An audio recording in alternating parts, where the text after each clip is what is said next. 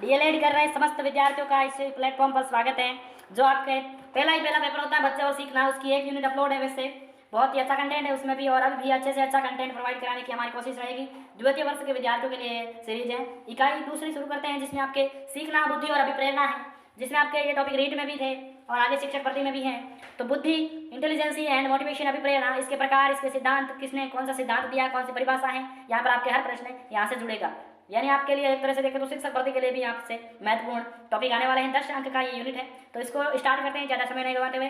तो वीडियो अच्छा लगे तो लाइक कर दीजिएगा। बुद्धि के संबंध में कुछ परिभाषाएं हैं, तो उन परिभाषाओं पर ध्यान दीजिएगा। शॉर्ट क्वेश्चन के रूप में आपसे ये प्रश्न पूछे जा सकते हैं। अमूर्त वस्तुओं के विषय में सोचने की योग्यता ही बुद्धि है। ये परिभाषा बुद्धि की टर्मन ने दी है।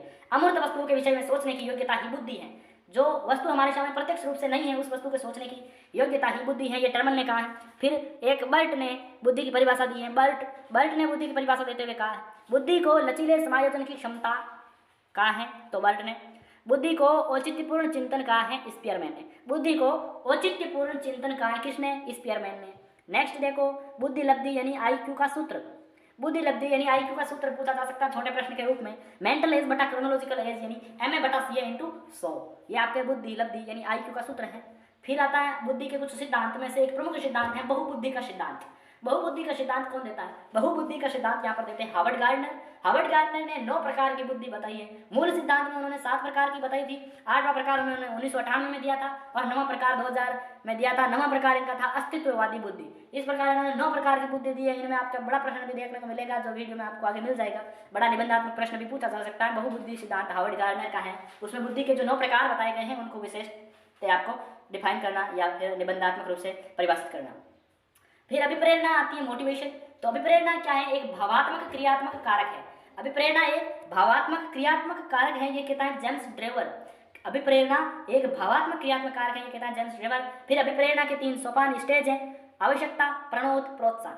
आवश्यकता यानी नीड, ड्राइव यानी प्रणोद, इंसेंटिव यानी प्रोत्साहन। ये तो अभिप्रेरणा के 3 सोपान हो गए। जब अब आपको अभिप्रेरणा का चक्र पूछा जाए तो आपको ऐसा करना है, आवश्यकता नीड पहले, फिर प्रणोद ड्राइव, फिर प्रणोद के बाद आपको करना है प्राणी में आंतरिक तनाव और बल। इस आंतरिक तनाव और बल के बाद आपको जाना है इंसेंटिव यानी प्रोत्साहन में। प्रोत्साहन के बाद व्यक्ति को क्या मिलेगा? व्यक्ति को मिलेगा लक्ष्य प्राप्ति एवं सुरक्षा और संतोष। तो यहाँ से संतोष से वापस आवश्यकता की तरफ बढ़ जाएंगे। ये हो जाएगा आपका मोटिवेशन का चक्र। मोटिवेशन का चक्र अभिप्रेरणा चक्र हो जाएगा। और सोपान पूछे तो NDI करना आपको, नीड, ड्राइव, इंसेंटिव, आवश्यकता, प्रणोद और प्रोत्साहन। नेक्स्ट है हार्वर्ड गार्डनर का बहुबुद्धि सिद्धांत में जो बुद्धि के 9 प्रकार बताए हैं, वो इसको आपको निबंधात्मक प्रश्न में छपा हुआ मान लेना है। भाषाई बुद्धि, भाषाई बुद्धि के उदाहरण कौन कौन है? लेखक हैं, साहित्यकार है, कवि हैं, ये भाषाई बुद्धि के उदाहरण है। फिर आता है दूसरी बुद्धि, तार्किक गणितीय बुद्धि, जिसमें गणितज्ञ हैं, इंजीनियर हैं, ये तार्किक गणितीय बुद्धि के उदाहरण। फिर है स्थानिक बुद्धि, इसमें पायलट है, शतरंज का खिलाड़ी है, ये स्थानिक बुद्धि में आ जाएंगे। फिर है शारीरिक गतिक बुद्धि, जिसका शारीरिक गति के द्वारा बुद्धि का प्रयोग करता है वो न्यूरोसर्जन है, खिलाड़ी है, नर्तक है, ये शारीरिक गतिक बुद्धि में आती है। इसमें सांगीतिक बुद्धि किनमें? म्यूजिशियन, सिंगर, संगीतकार, गीतकार, इसमें सांगीतिक बुद्धि हो जाएगी। फिर अंत्य व्यक्तिक बुद्धि यानी योगी और साधु जो अपने आप को समझ लेता है, वो अंत्य व्यक्तिक बुद्धि। फिर व्यक्तिगत अन्य बुद्धि यानी दूसरों के विचारों को, दूसरों के हाव भाव को समझ लेता है, वो नेता है, डॉक्टर है, राजनेता है आदि हो जाएंगे। प्रकृतिवादी बुद्धि यानी जो प्रकृति के साथ अच्छे से संपर्क में रहता है, प्रकृति के प्रति संवेदनशील होता है, यानी किसान, वनस्पति वैज्ञानिक आदि प्रकृतिवादी बुद्धि में आएंगे। फिर अस्तित्ववादी बुद्धि में दार्शनिक चिंतक अस्तित्ववादी बुद्धि में आ जाएंगे, जो अस्तित्व के बारे में क्यों कैसे का जवाब जानते हैं, अस्तित्व के बारे में फिलोसफी की धारणा रखते हैं। फिर गिलफोर्ड का बुद्धि का जो त्रिआयामी सिद्धांत है, उसके 3 आयाम कौन कौन से हैं, उन आयामों में कौन कौन से विषय शामिल हैं। तो इस प्रकार गिलफोर्ड का त्रिआयामी बुद्धि सिद्धांत भी इसमें महत्वपूर्ण है। गिलफोर्ड ने जो त्रिआयामी सिद्धांत दिया है, उसके 3 आयाम है, संक्रिया, ऑपरेशन, विषय वस्तु, कंटेंट, उत्पादन, प्रोडक्शन। तो संक्रिया ऑपरेशन में क्या है? मूल्यांकन है, अभिसारी चिंतन है, अपसारी चिंतन है, स्मृति है, संज्ञान है, ये संक्रिया में है। फिर विषय वस्तु कंटेंट में क्या है? ऑडियो है, विजुअल है और सिंबलिक है, सांकेतिक प्रतीकात्मक, शाब्दिक वर्बल है, व्यवहारात्मक बिहेवियरल है। फिर उत्पादन प्रोडक्शन में इकाई है, वर्ग है, संबंध है, तंत्र है, रूपांतरण है और अनुप्रयोग है। इस प्रकार गिलफोर्ड का बुद्धि का त्रिआयामी सिद्धांत है, जिसको आप विस्तार से स्पष्ट कर सकते हो अगर ये आपको निबंधात्मक में पूछे तो, और ये आपके विकल्पात्मक में भी पूछा जा सकता है कि गिलफोर्ड के बुद्धि के त्रिआयामी सिद्धांत में संक्रिया में कौन सा तत्व शामिल नहीं है, या विषय वस्तु में कौन सा तत्व शामिल है, उत्पादन में कौन शामिल है। इस प्रकार ऑप्शन देकर आपसे यहाँ से पूछा जा सकता है। फिर शिक्षक द्वारा बच्चों को प्रेरित मोटिवेशन करने हेतु, यानी उनको सीखने के लिए मोटिवेशन करने हेतु कौन कौन सी प्रक्रियाएं या कौन कौन सी गतिविधियां की जा सकती है। तो इनमें आपके किया जा सकता है प्रतियोगिता, कंपटीशन एंड सहयोग, कोऑपरेट। फिर सफलता और असफलता भी बच्चे को प्रेरित करती है।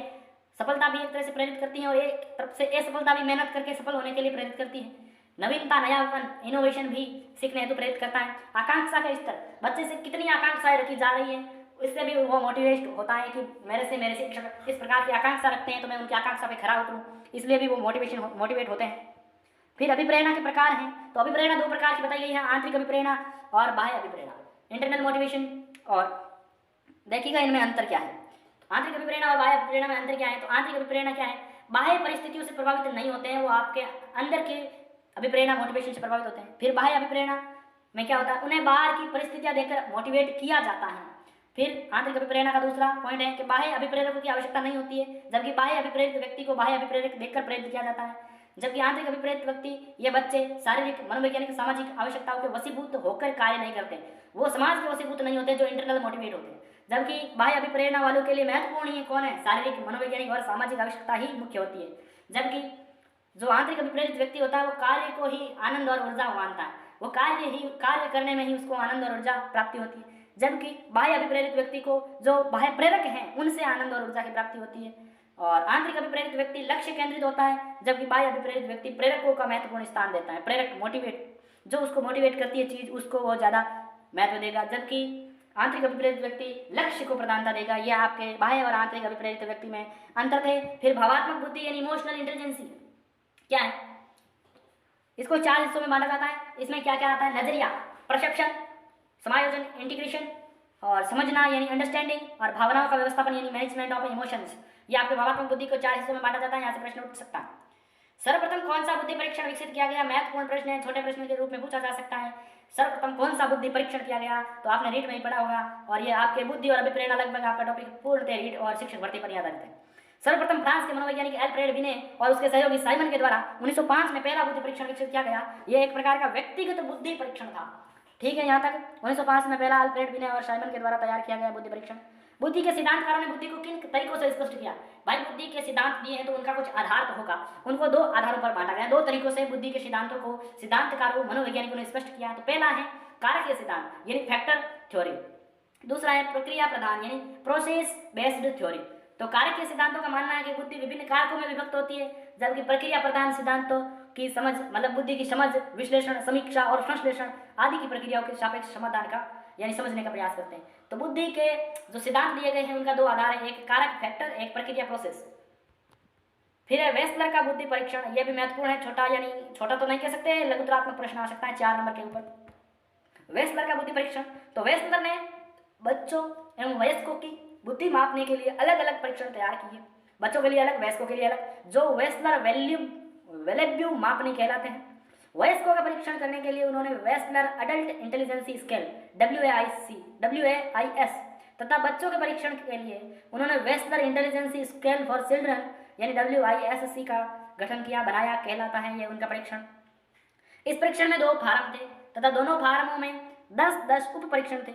10 में से 5 शाब्दिक वर्बल मापनी थे स्केल के थे तथा 5 क्रियात्मक एक्शन मापने के थे। इसमें आगे कई संशोधन भी किए गए वेस्लर की जो बुद्धि परीक्षण है इसमें। तो आज का ये वीडियो यही होता है समाप्त। आपको ये जानकारी बुद्धि और अभिप्रेरणा के संबंध में कैसी लगी तो कमेंट बॉक्स में कमेंट करके जरूर बताइए, और वीडियो अच्छा लगा तो लाइक कीजिए। वीडियो को पूरा देखने के लिए, अंत तक देखने के लिए, धैर्य बनाए रखने के लिए आपका धन्यवाद, आभार। जय हिंद, जय भारत।